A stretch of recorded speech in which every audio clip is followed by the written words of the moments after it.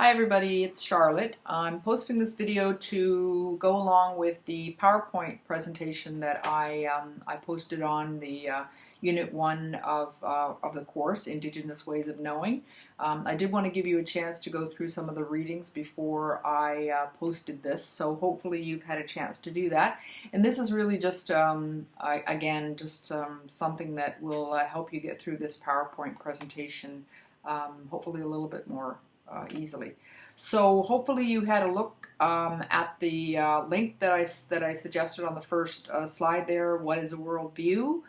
It's a bit of a different, bit more of an indigenized explanation of a worldview in terms of how tightly woven our worldviews are and how intricately they're connected with who we are, how we were raised, the languages that we use, and the kinds of experiences that we've had. So just in terms of the preface, which is the slide number 3, I wanted to make it clear that when we're talking about Indigenous peoples and Indigenous knowledges and ways of knowing, there is no universal. We can't really speak of an Indigenous culture, an Indigenous worldview. We have to speak in pluralities because there are so many differences between the geography, language, social structures, values, and so forth of the distinct Indigenous cultures.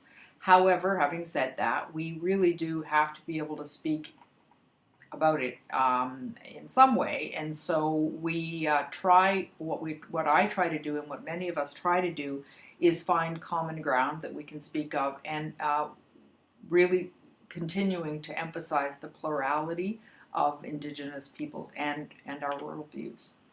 So on slide number 4, I've given you a couple of authors, 3 that have really early on talked about a lot of these things.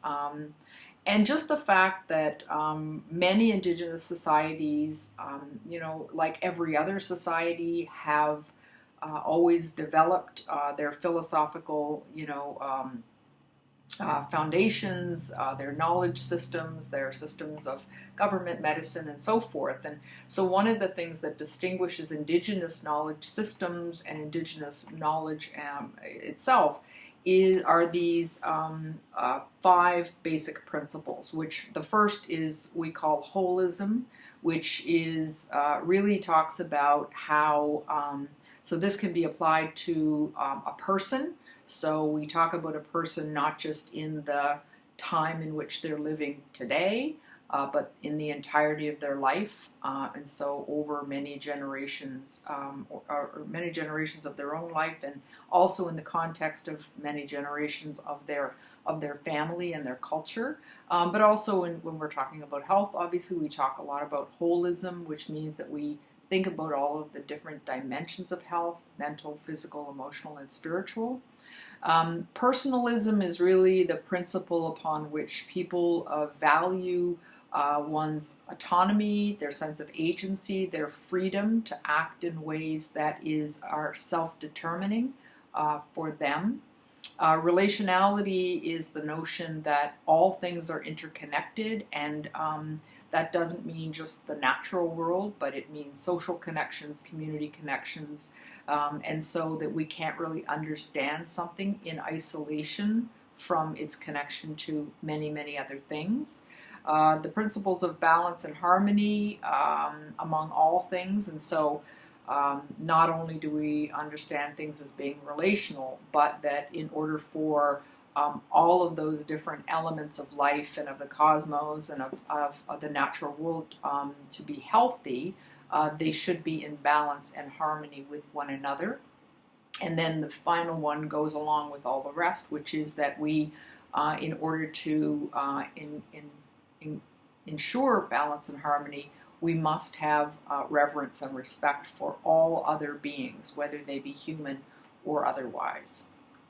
So slide number 5 is just a quote from Willie Ermine, a very well-respected Indigenous scholar. He describes Indigenous worldviews as based on skills, so it's a very pragmatic kind of thing that promote personal and social transformation, a vision of social change leads to harmony with rather than control over the environment, and the attribution of a spiritual dimension to the environment. So Willie is taking a more he's focusing a bit more on the natural world, but definitely you can see a lot of the principles that I just talked about in his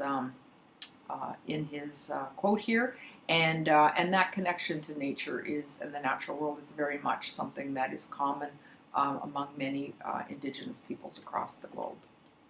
So slide number 6, really just the question of what is the difference between traditional and Indigenous knowledge. So traditional knowledge and Indigenous knowledge are often used interchangeably, when in fact traditional knowledge is the knowledge that is traditional to a particular group of people. Now, in all societies and cultures, that knowledge changes, evolves, is added to over time. Indigenous knowledge is more specific to the knowledge of people who have been defined as indigenous peoples, so the first peoples of a particular geographic location. And they would have traditional knowledge, but so would all other cultures as well, and groups. Slide number 7, rather,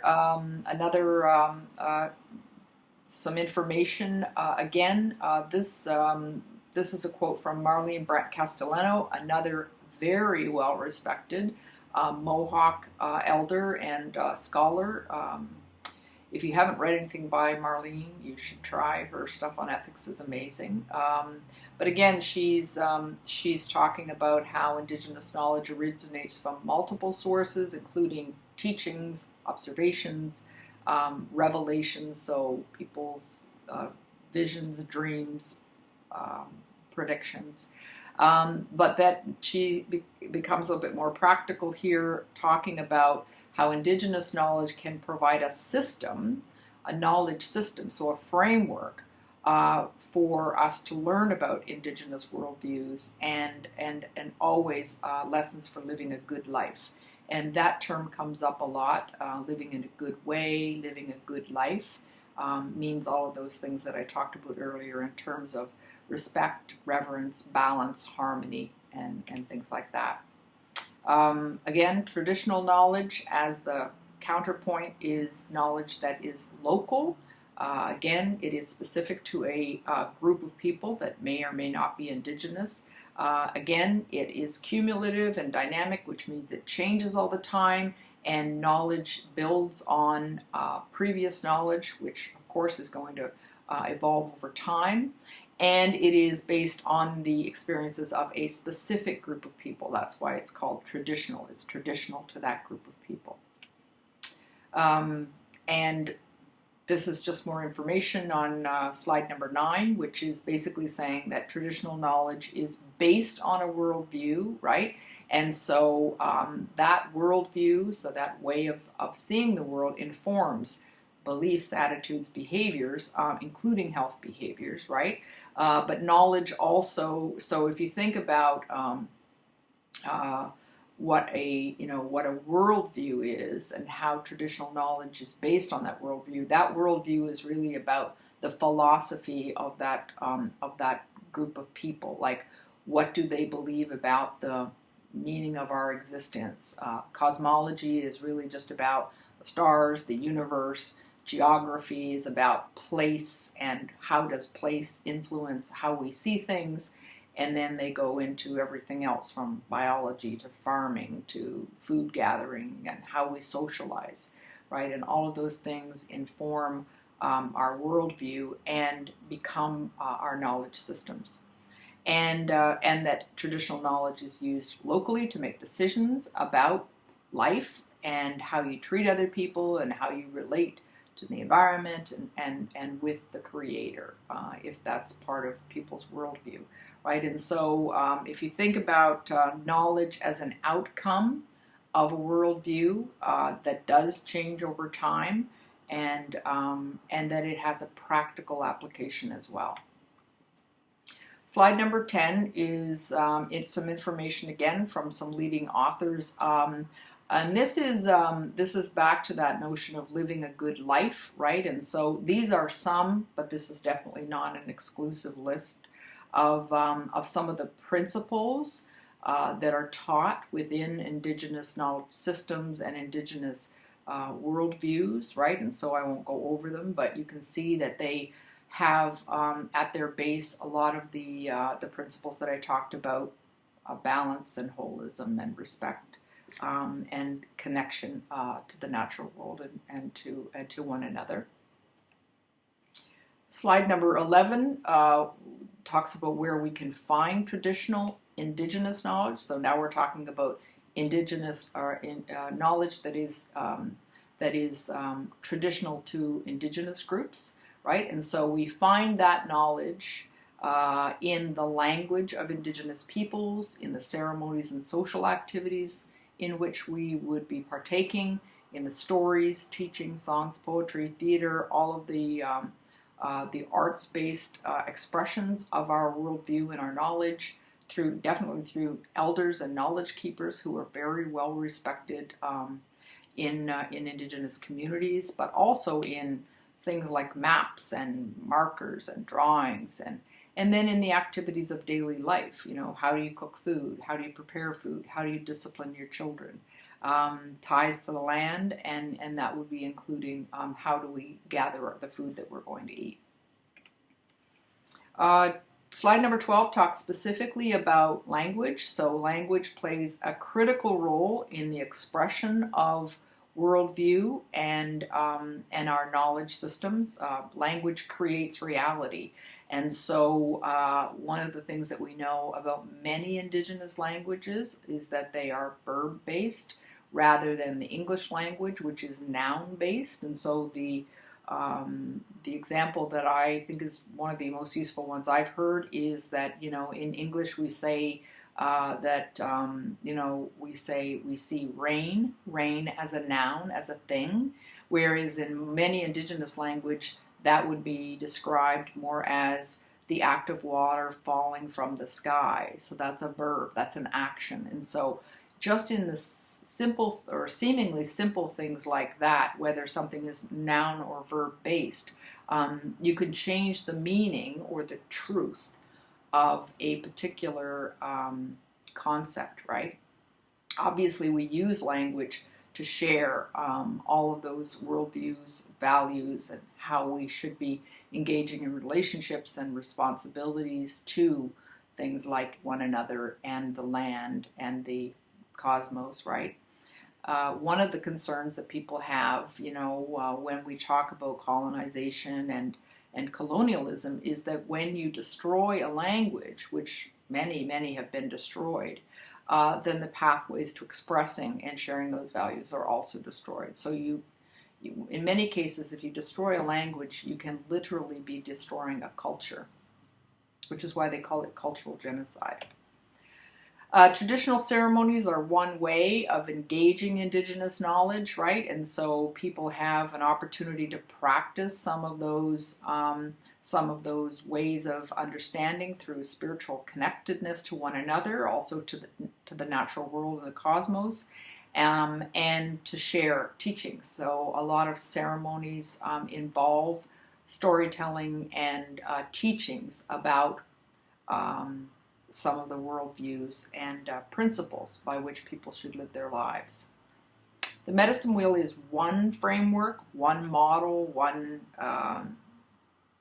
conceptual foundation upon which people share knowledge, and you can see on the slide number 14 that it's referred to different names: the Wheel of Life, Circle of Life, Pimatsuan Circle, but it symbolizes connectedness, balance, harmony, and so a lot of those things that I talked about earlier. There's a couple of, I'm not sure if these links still work. If they do, great. If not, I will check. There's also another similar model called the 7 Sacred Teachings, or the 7 Grandfather Teachings, that also convey some of those same basic principles. The Inuit, I won't even try to pronounce this. We call it IQ because I only know a few people who can actually pronounce that second word.